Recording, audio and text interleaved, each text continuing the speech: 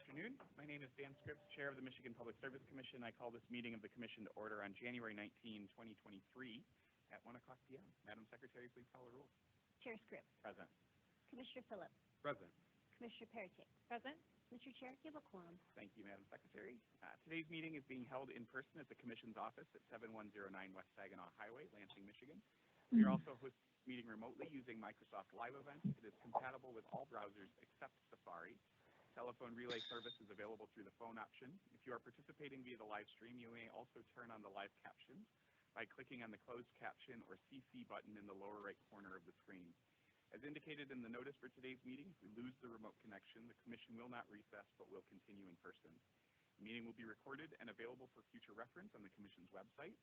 In addition, the Commissioners can receive comment via mpsc_commissioners@michigan.gov.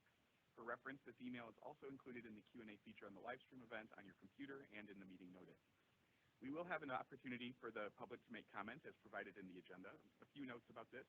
Comments should be limited to one per person and can be made verbally, in person, or by calling in. For individuals participating by phone and who would like to make verbal comments, you may press *5 to be queued up for comment. And to minimize disruptions, attendees participating by phone will be muted until we reach the time for public comment. The first order of business is approval of the agenda for today's meeting. I move for the approval of the agenda for today's Commission meeting. I second the motion. Is there any discussion? We will now have a vote on the motion to approve today's agenda. All those in favor of the motion say aye. Aye. Aye. Aye. Any opposed? The motion carries by unanimous vote. The agenda is approved. The next item of business on the agenda is approval of the minutes from the December 21st, 2022 Commission meeting. I move for the approval of the minutes from the December 21st, 2022 Commission meeting. I second the motion. Is there any discussion on this? We will now have a vote on the motion to approve the minutes from the December 21st, 2022 Commission meeting. All those in favor of the motion say aye. Aye. Aye. Aye. Any opposed? The motion carries by unanimous vote. The Commission meeting minutes of December 21, 2022 are approved. The next item of business on the agenda is the approval of orders and minute actions on the consent agenda, and today the Commission is assisted by Staff Attorney Jana Bachman. I recognize Ms. Bachman. Good afternoon. Today's consent agenda consists of 5 communication matters and 4 electric matters. The proposed orders and minute actions for these matters have been thoroughly vetted by the Commission's technical and legal staff and are ready for your approval. Thank you, Ms. Bachman. I move for the approval of the orders and minute actions on the consent agenda. I second the motion. Is there any discussion? We will now have a vote on the motion to approve the orders and minute actions on the consent agenda. All those in favor of the motion say aye. Aye. Aye. Aye. Any opposed? The motion carries by unanimous vote. The orders and minute actions on the consent agenda are approved. I recognize Ms. Bachman. Item 4A1 is case numbers U-21137 et al., which involve applications filed by the North American Numbering Plan Administrator for relief for the 313 area code, which is approaching number exhaustion. Staff member Wendy Thalen will describe this order. Good afternoon, Commissioners. My name is Wendy Thalen, and I am the manager of the Commission's Licensing and Competitive Issues section within the Telecommunications Division. The order before you involves the matter on the Commission's own motion to consider a relief plan for the 313 area code. In 1999, the Commission was informed by the North American Numbering Plan Administrator, or the NAMPA, that the 313 area code was running out of telephone numbers and relief efforts would need to be conducted. At that time, demand for telephone numbers for uses such as dial-up internet, fax lines, and an increasing need for numbers in the growing cellular telecommunications industry drove the need for relief efforts. In 2000, NAMPA, on behalf of the telecommunications industry in Michigan, submitted a petition for relief to the Commission, which was docketed in case number U12880. The telecommunications industry recommended an all-services overlay in the geographic area of the existing 313 area code, and the NAMPA reserved the area code of 679 for such purpose. After conducting a public hearing, as required under Section 3032 of the Michigan Telecommunications Act, and receiving written comments, the Commission issued its decision on September 7, 2001, in case U12880, that recommended an all-services overlay in the 313 and 734 planning areas when relief was ultimately needed in those area codes.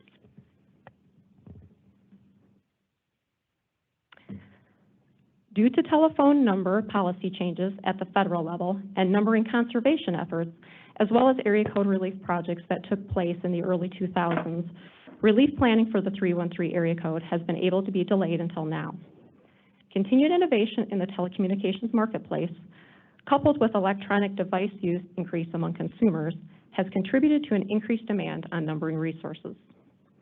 As a result, on November 16, 2022, the NAMPA filed a petition again on behalf of the Michigan telecommunications industry and MPSC docket number U21337 for relief planning in the 313 area code.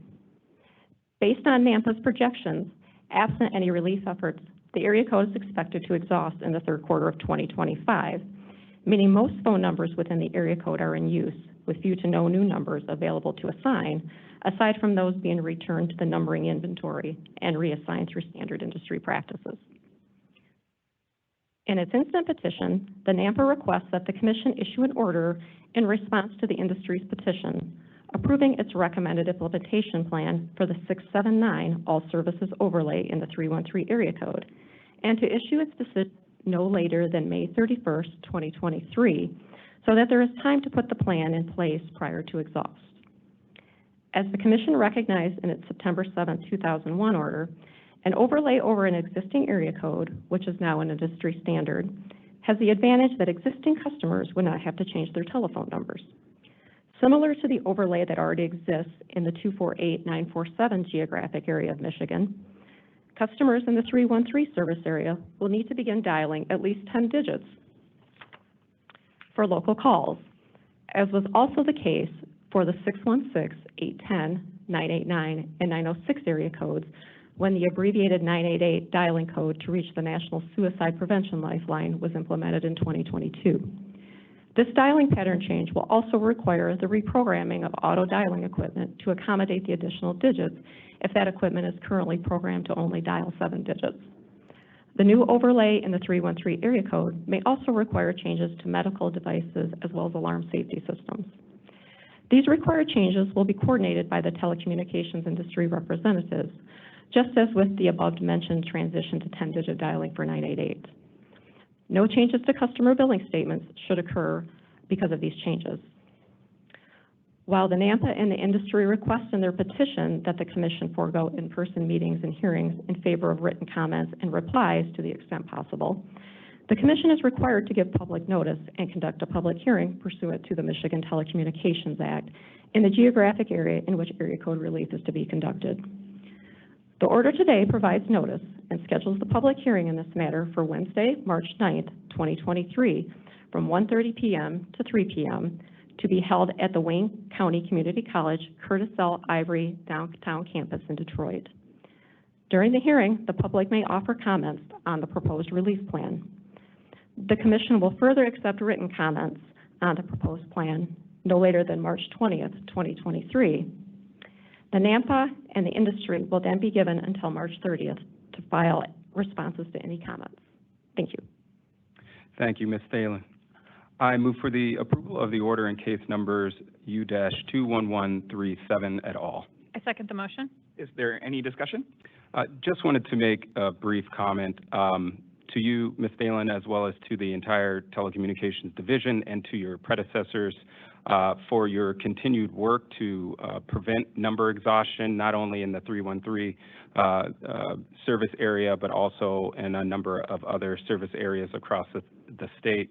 I know that petitions like these are not taken lightly, especially when they're in a world-famous area code like 313. But I really do have a lot of confidence in your due diligence and being able to reach out to customers and organizing the public hearing later on this year. And we really look forward to the recommendations that you all provide us, as well as the input from the community. We want to make sure that we're sharing knowledge and understanding on what this process is and what the potential implications might be, and just ensuring that we provide that opportunity for customers as well as for stakeholders to provide input on any potential impacts and ramifications. So just thank you all again for your commitment and work to this petition request.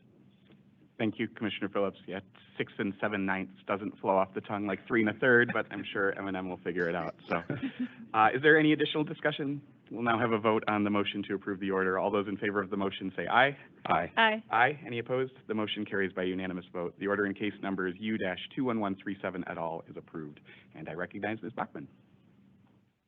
Item 4B1 is case number U-20165, which involves an application filed by Consumers Energy Company requesting ex parte approval of amendments to power purchase agreements with Calhoun Solar Energy LLC, Serial City Solar LLC, and Jackson County Solar LLC. The order before you approves the application. Thank you, Ms. Bachman. I move for the approval of the order in case number U-20165. I second the motion. Is there any discussion? We will now have a vote on the motion to approve the order. All those in favor of the motion say aye. Aye. Aye. Aye. Any opposed? The motion carries by unanimous vote. The order in case number U-20165 is approved. I recognize Ms. Bachman. Item 4B2 is case number U-20528, which involves an application filed by DTE Electric Company for approval to reconcile its power supply costs and revenues for 2020 metered jurisdictional sales of electricity. The order before you denies the November 8th, 2022 petition for rehearing filed by the Association of Businesses Advocating Tariff Equity. I move for the approval of the order in case number U-20528. I second the motion. Is there any discussion? We will now have a vote on the motion to approve the order. All those in favor of the motion say aye. Aye. Aye. Aye. Any opposed? The motion carries by a unanimous vote. The order in case number U-20528 is approved. I recognize Ms. Bachman. Item 4B3 is case number U-20898, which involves the establishment on the Commission's own motion of the New Technologies and Business Models Work Group. The order before you solicits comments on additional questions addressing behind-the-meter distributed energy resources. Thank you. I move for the approval of the order in case number U-20898. I second the motion. Is there any discussion? We will now have a vote on the motion to approve the order. All those in favor of the motion say aye. Aye. Aye. Aye.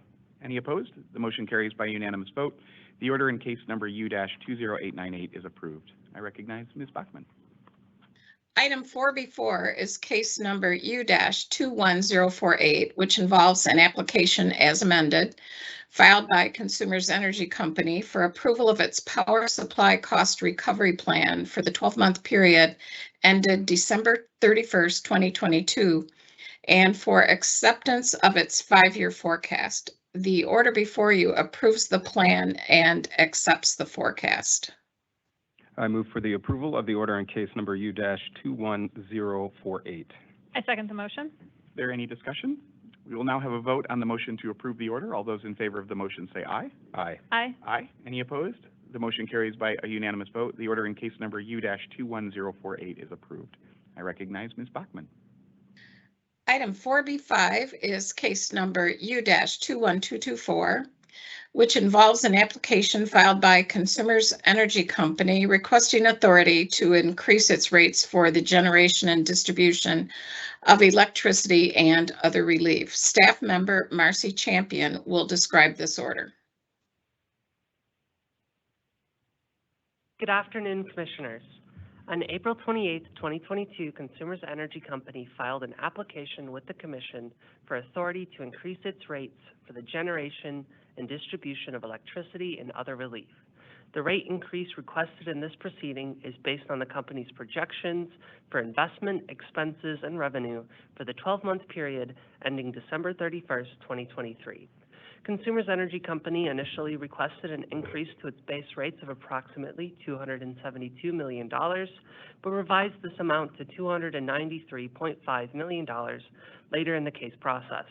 The company filed testimony and exhibits based on the projected test year that assumed a return on equity of 10.25%. In total, there were 20 parties to this case, some consisting of multiple advocacy groups as well as staff. Following negotiations, the parties to this case reached a settlement intended to resolve all outstanding issues. On December 22nd, 2022, Consumers Energy filed the settlement agreement. The settlement agreement provides that the Consumers Energy Company should be authorized to increase its retail electric base rates to produce additional annual revenues of approximately $155 million. The company should also be authorized to implement a surcharge of an additional $6 million for the 2021 distribution deferral. The company will provide a one-time voluntary refund of 2022 revenue in the amount of $15 million. The company's rates are based on a return on common equity of 9.9% and a common equity ratio of 50.75%. The following key issues are agreed to by the parties. Historical and projected project costs for Hardy Dam totaling $20.85 million from 2018 to 2023 are reasonable and prudent. Contingent upon the company achieving $100 million in line clearing spending in 2023, consumers should be granted deferred accounting above the threshold 2023 capital spending amounts indicated as follows: $167 million in distribution new business, $148 million in distribution demand failures, and $55 million in distribution asset relocation. The Commission should approve the deferral and amortization of J.H. Campbell retention costs. The Commission should also approve the decommissioning plan for D.E. Karn Units 1 and 2 and amortization of the regulatory asset associated with it and the ash disposal costs for the Classic 7 and Karn Units 1 and 2. The company will include the combined legacy net metering and distributed generation program size from the current 2% of the company's average in-state peak load for full-service customers during the previous 5 calendar years to 4%. The distributed generation outflow credit will be based on power supply rates, including transmission costs. The parties also agreed to the adjustments to the Power My Drive and Power My Fleet electric vehicle programs, including the transition of the Power My Drive pilot to a permanent program. The company will also propose a pilot for electrifying residential use of propane and other unregulated fuels with collaboration from staff and several of the environmental advocate parties to this case.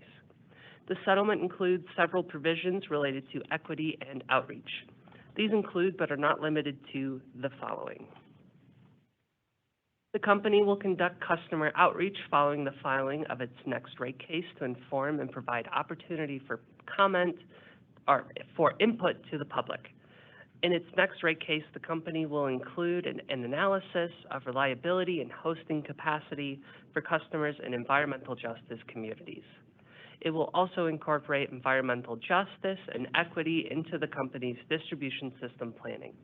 The order before you approves the settlement agreement and authorizes Consumers Energy Company to implement the new rates approved by this order on January 20th, 2023. Thank you. Thank you, Ms. Champion. I move for the approval of the order in case number U-21224. I second the motion. Is there any discussion? Yeah, I would just like to thank all of the parties who participated in this case, including our staff, Consumers Energy, and all of the interveners who, over the course of the last 9 months, worked through many of the details of the case to negotiate an impressive agreement between 17 parties, with an additional 3 signing statements of non-objection, resulting in a settlement that's in the interest of the people of Michigan. As Ms. Champion noted, this settlement agreement will provide needed revenue to the company to repair and maintain dam infrastructure, clear trees from interfering with electric lines, transition the electric vehicle programs to a permanent program, and better involve customers in its decision-making process, with a focus on equity and environmental justice. I commend the progress made by all of the parties involved, and I'm excited to witness the implementation of these programs in the years to come. Any additional discussion? We will now have a vote on the motion to approve the order. All those in favor of the motion say aye. Aye. Aye. Aye. Any opposed? The motion carries by unanimous vote. The order in case number U-21224 is approved. The next item on our agenda is the announcement of the 2023 regular commission meeting schedule. The commission has planned 20 regular commission meetings for 2023. The next regular commission meeting is scheduled for Thursday, February 2, 2023 at 1:00 p.m. And pursuant to our bylaws, a full list of our remaining commission meetings will be posted to our website shortly after the conclusion of today's meeting. And I want to thank our executive secretary for seeing that through. We've now reached the time reserved for members of the public to address the commission. As mentioned in the notice for today's meeting, we will take public comments in the following order. First, individuals attending in person, and then those participating by phone. As I mentioned at the beginning of the meeting, if you are participating by phone, you can press *5 to be queued up to speak. Alternatively, you can enter your name in the Microsoft Q&A feature indicating that you wish to make public comment. When providing comment, either in person or by phone, please indicate your name and where you live if you are willing to share so that we have that for our records. Also, as a reminder, this public comment period is for commissioners to listen to comments and concerns and not to answer specific questions. And finally, please limit comments to one per person and keep them to 3 minutes or less so that we have a chance to hear from all who would like to comment. If anyone attending in person today desires to address the commission, please come up to the podium and use the microphone. Okay, we'll now open up the phone line for those who wish to provide public comment through the remote option. When it is your turn to speak, press *6 on your phone to unmute. And Ms. Cole, I believe you're helping with this. Do we have anybody who has either pressed *5 or who has entered their name in the Microsoft Q&A feature indicating that they wish to provide public comment? Yes, Chair Scripps, we do. The first individual wishing to speak has a telephone number ending in last 4 digits 6687. If your phone number ends in 6687, please press *6 to unmute, and the floor is yours.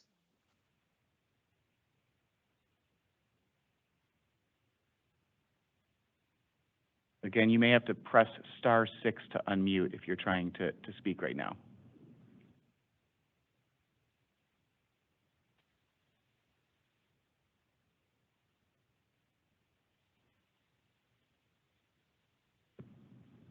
Again, I think we're trying to involve the person whose phone number ends in 6687.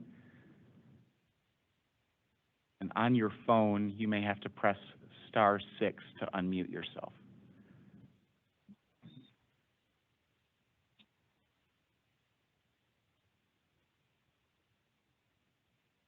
Chair Scripps, we could move on to the next speaker and then come back if you would prefer. Sure, I know there's sometimes a little bit of a delay between this and when people hear it if they're listening via the live stream, so let's do that and then we'll come back. Okay, the next person requesting to speak has the last 4 digits 1010. If your last 4 digits are 1010, please press *6 to unmute your line. Yes, I'm unmuted. Can you hear me? We can, yes. Please go ahead. Thank you, commissioners, for a couple minutes of your time. My name is Arthur Rohde.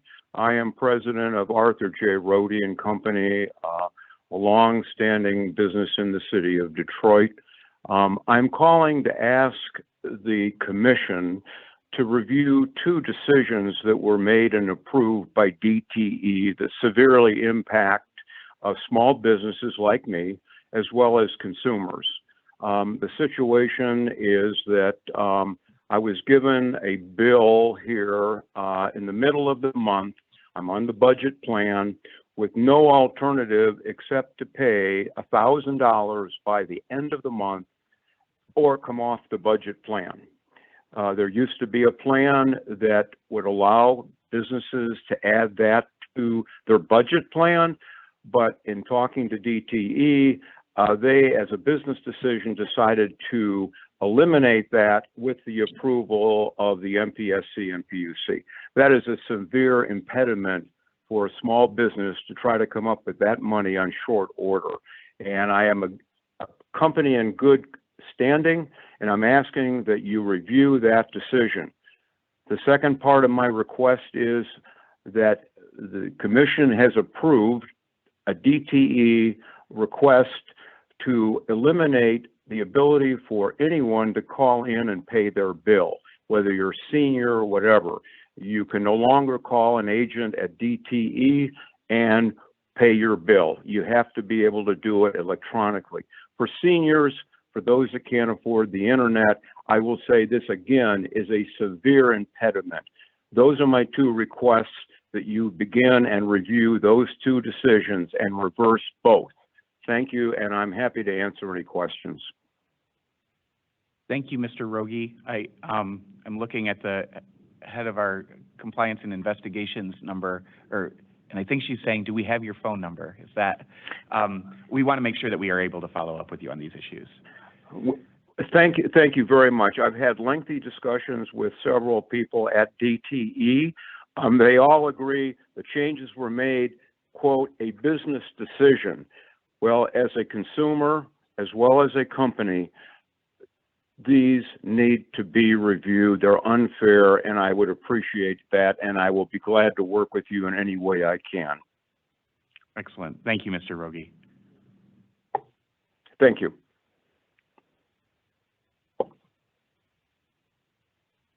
Let's go back and see if the person who dialed in with the last four of 6687 is able to make comment at this time.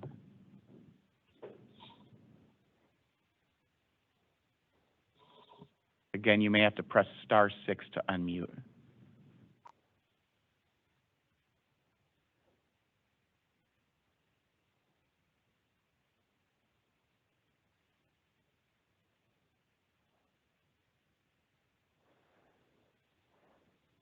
Hello. Again, if you, yes, hello? Can you hear me? Yes. Good afternoon. Happy New Year to everyone. Can you hear me clearly? Yes. Can you all hear me? Okay, because it's like echoing effect. I apologize. I'd like to offer a suggestion. When DTE requires payment, they do not have drop boxes in multiple areas, and many of these stores that they have teamed up with are charging customers in some areas $3 to $5, and this is ridiculous. If you are demanding customers to make a payment for their light or gas, you should have it where it should be multiple drop boxes. They don't have that. When you go to downtown Detroit of the DTE location, I'm sorry, I still call it Detroit Edison, you go to use a money order, it will not accept a money order or a check. It will only accept cash. If your bill was hypothetically $16.30, if you put in $17, it will not return your change. You're told it'll just go off your bill. You should have a machine that if you put in $17 or $20, you should be able to get your full exact change back. That's, should be a given. I don't understand why the Michigan Public Service Commission has not made it mandated that Consumer Powers and DTE must have multiple drop boxes. That is not grocery stores charging you money. If I had to pay a $50 bill, why do I have to pay someone another $2, $3 to mail off my payment, and then they'll charge me a late fee in terms of DTE? I will hope that you will recommend that DTE needs to implement this. Since they have closed actual payment centers, making it so you can't go in person, you need to have physical drop boxes in multiple locations that people can get to. Also, I'd like to let Chairman Scripps know when trying to get information on the public service meeting last month, I dealt with some extreme, rude, and unprofessional behavior from your secretary, Wendy, and I was highly appalled by it, and I do have it on tape to prove. I was very offended. She had returned a call to me. she called me private, and I generally don't even answer private numbers. And instead of, you know, being respectful, she was very sarcastic. She had the allegoric nerve to say, when you call the Public Service Commission, your number is blocked, which is a blatant lie. I'm generally transferred by way of the state operator. And the only way that I got this number today was a kind member called me just last week to make sure I had the correct number, because Mr. Scripps' secretary did not make sure that I had the correct number while being very disrespectful. Can you please tell me when you all will try to implement having more payment centers so that customers will not have to pay grocery stores for payments? When can you implement a policy that DTE and Consumer Powers must have physical drop boxes at various locations, be it schools, casinos, Fisher Building, Detroit Renaissance Center, Myers, Walmarts, Targets? I'd like an answer for that, please. Ma'am, if we could get your name and phone number, we can follow up with you after the meeting. My name is Mrs. Shea. I don't want to give my number over the air where everybody can hear it. Okay. I think that for safety purposes, get that but I have no problem. I have no problem, you know, communicating. But I would like for you all to please implement a policy so that those of us who are disabled should have multiple locations to pay our bill without being charged a service charge just to take a payment when they're only going to mail it off. It's not going on to the bill the same day. And I hope that you will stop at the downtown DTE location and try their, machine out that's supposed to take payments where you can see you can't use a money order. You should be able to put a money order there, but it doesn't have it set up, but it's listed as taking money order payments. Can you tell me what can you do to put a stop to this and make them change at the kiosks, as they call it? I apologize, I couldn't think of the name. No, I appreciate it. We will follow up with you after the meeting. And I've gotten confirmation that we do have your number, so we will follow up with you, Mrs. Shea. And then I would like for you to follow up. I'm not interested in hearing from Mr. Daniel Scripps' secretary, Wendy. She's, again, extremely rude. And I do have it on tape to prove. I was really appalled at her hostile, irate demeanor. It's highly unprofessional. I've never had to come to the Public Service Commission, ever. But I'm speaking up for those of us who are disabled. We'll follow up. Yes. Mrs. Shea, it'll be our Customer Assistance Division. What's your name, sir? My name? Mm-hmm. My name is Dan Scripps. I'm the chair of the commission. Oh, it's so pleased to meet you, Mr. Scripps. I hope that you will implement a change with DTE so that we are not inconvenienced when trying to pay our bill. There should be multiple kiosks that take money order payments. Thank you for calling in today, Mrs. Shea. Thank you so much, and please address your rude secretary. If you need to hear this on recording, give me a call. I'll let you hear it. Okay, thank you. Thank you. Ms. Cole, do we have others who have indicated an interest in providing public comment today? We do. The next caller has last four digits 2586. If your number ends in 2586, please press *6 to unmute your line.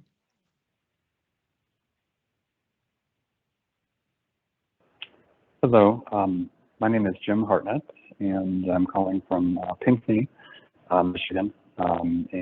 Just briefly, in first commission meeting I have attended, so I thank the commissioners for the time to speak. My interest is in the sort of transition of the state to a, hopefully as soon as possible, zero carbon electric grid. And so I just wanted to voice my support for policies and actions that support that objective. And I guess I'm still sort of surfing through the Commission's website to look for information about ongoing policies, in particular encouraging homeowners, incentivizing them to make changes to their household, to transition to electric, for example, and other such changes as can get us to a zero carbon future as soon as humanly possible. So again, I'm just wanted to verbalize my support for that, and any, I guess, directions along in terms of how to find further information about ongoing efforts would be appreciated. Thank you. Thank you, Mr. Harkness. Appreciate the call. On the website, I'll try and do this from memory, but also encourage you to reach out at mpsc_commissioners@michigan.gov, and we can follow up with you more directly there. But there should be 4 tabs at the top of the website. One of them is consumer information, and I think under that it has some consumer tips and issue briefs on a number of these things, and we also are in the process of adding links directly to programs offered by the different utilities on a range of issues, but those should also be there. But you're also free to follow up by email, mpsc_commissioners@michigan.gov, and we'd love to help you find the information that you're looking for. Thank you. Ms. Cole, are there others who have indicated an interest in providing public comment and are queued up? There's no one else queued up at this time, Chair Scripps. Excellent, thank you. Is there anybody else on the phone today who would like to make public comment?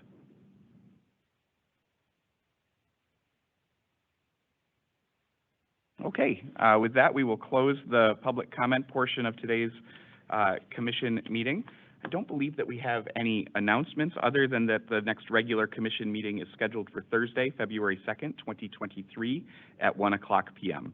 Is there a motion to adjourn, Commissioner Phillips? I motion to adjourn today's commission meeting. I second the motion. We will now have a vote on the motion to adjourn the meeting. All those in favor say aye. Aye. Aye. Aye. Any opposed? The motion carries by unanimous vote. The meeting is adjourned. Thanks, everybody.